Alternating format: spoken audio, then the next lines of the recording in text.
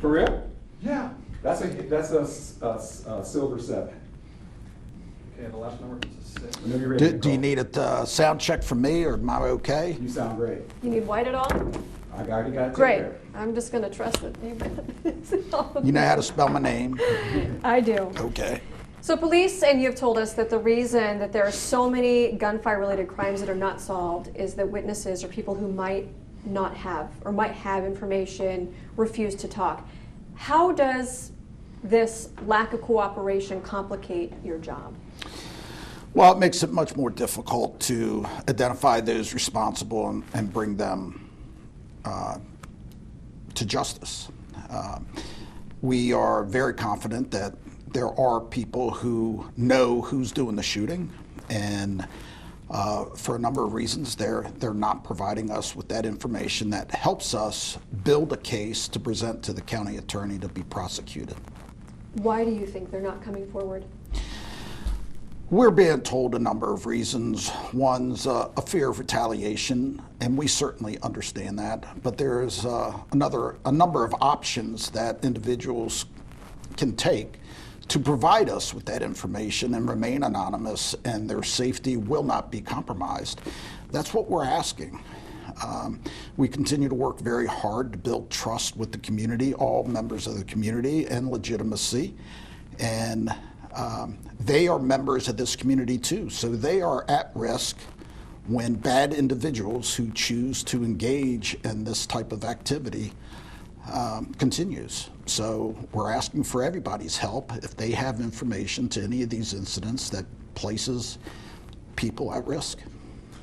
Nicole, just 1 second. I'm just going to adjust. You're fine.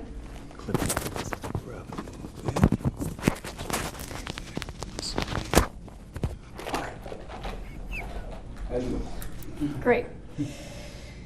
So you're making an attempt to reach out to some of these individuals to try to get them to come forward so we can do something about this increase in gun violence. Is there anything more the police department can do? Well, I can assure you, the resolve of the department and the commitment is not to be questioned. The members here are laser focused in working these cases. We have a great relationship with the county attorney and the U.S. Attorney's Office.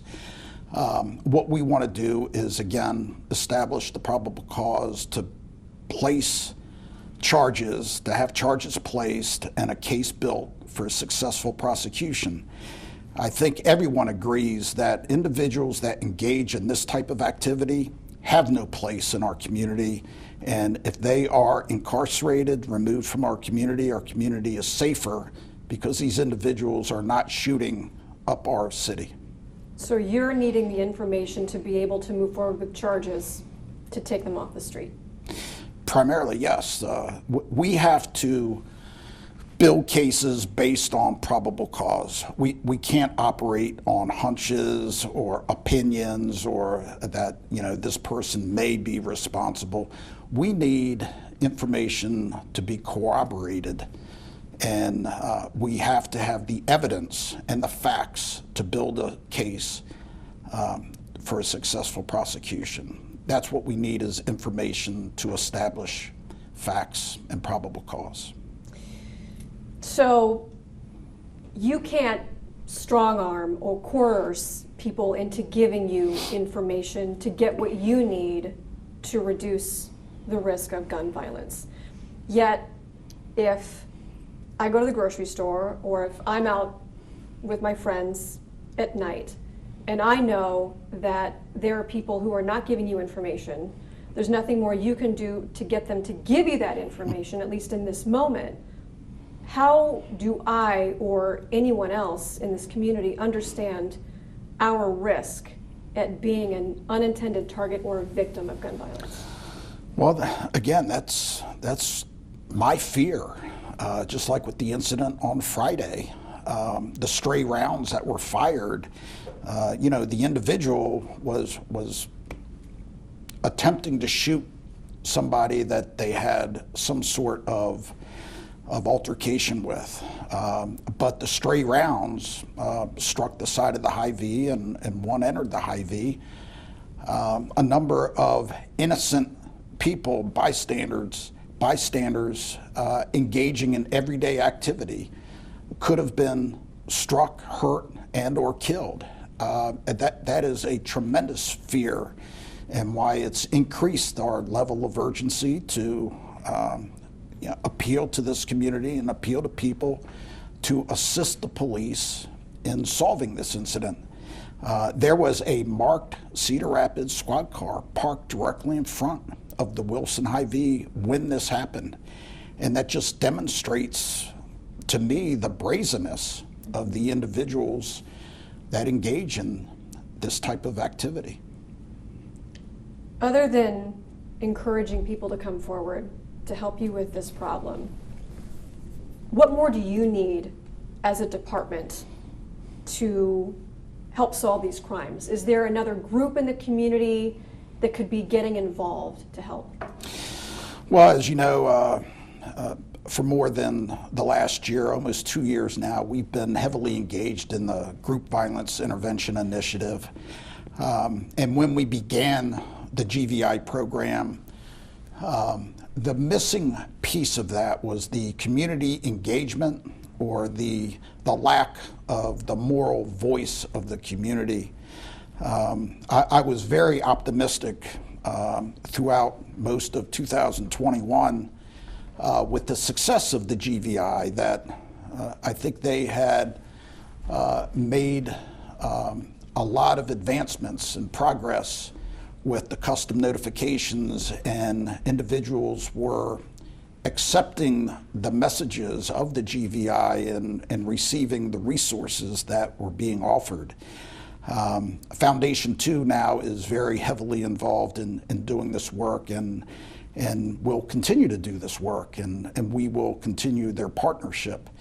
Again, the more individuals that are being identified as being at risk of not only offending, but also at risk of being victims when they're contacted by the GVI, I really hope that they receive and take action on the message that they are being given.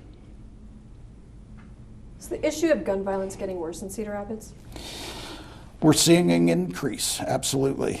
And it's following the national trend, unfortunately. And that's why it concerns me. You read about several times a day all throughout the country of different cities, whether it be Pittsburgh or North Charleston, Virginia. But I'm focused here in Cedar Rapids. I want Cedar Rapids to remain safe and be as safe as possible. So the increase that we're seeing is very concerning, and I want to assure this community that the police department's not going to not use every resource available to combat this gun violence, to identify those individuals that, again, choose to use guns illegally and in the manner that they are. And that if individuals continue to operate in such a manner, we will find them, we will identify them, and we will bring them to justice. Why do you think, Cedar Rapids part of a national trend, why do you think that trend is happening? It's a very complex, complicated issue. I know a lot of my colleagues throughout the country have been discussing this. A large part is the pandemic. If you remember, with the COVID, the courts were closed for 2 years, and associated services, probation and parole, could no longer do home visits and checkups on individuals. I think a lot of courts and jails released a lot of individuals that may not have been released. And then even during the pandemic, when officers would make arrests for an assortment of offenses, they were not reincarcerated because of the pandemic. Now the courts are back working, and the associated services are back in operation. I think it's just going to take time to correct what has happened as a result of the pandemic. You know, that's you know, one part of the equation. Another part is, you know, the continued proliferation of guns. When I get told by individuals that it is extremely easy for youths to obtain a gun, that's concerning. I know in Cedar Rapids alone, I think we've had 27 this year vehicles that have been broken into and guns stolen. And the majority of these cars are unlocked. I don't understand, and I'm not victim shaming, victim blaming, but a gun is a deadly weapon. It needs to be respected, and people need to be responsible if they're going to own or possess a firearm, a deadly weapon. They need to give it the respect that it deserves. Leaving it unattended in a vehicle overnight and unlocked is not being responsible, and it's not giving the respect that is due. And again, for like the last 3 years, we've averaged more than 3 dozen of these types of incidents, and you know, 3 dozen guns each year in the hands of who knows who, again, is putting people at risk, and that is easily preventable and should be prevented. I want to talk about some of the initiatives. Last question, Nicole, we got to wrap up here pretty quick. Oh, really? Yeah, you got, yeah, you're past time right now, so I'm going to get a cycle down. Sure. I want to ask about targeted shootings, because we hear this verbiage. You know, we talked about targeted shootings when Taboo happened. We talk about these groups of people who are going after each other, for lack of a better term. Can you explain what you mean when a shooting is targeted? Because we're seeing in the Taboo nightclub shooting, for example, Right. unintended targets. A lot of people shot who weren't, at least presumably, the target of the person who had the gun. Can you explain what you mean by targeted shooting and why that should matter to the public? Sure, absolutely.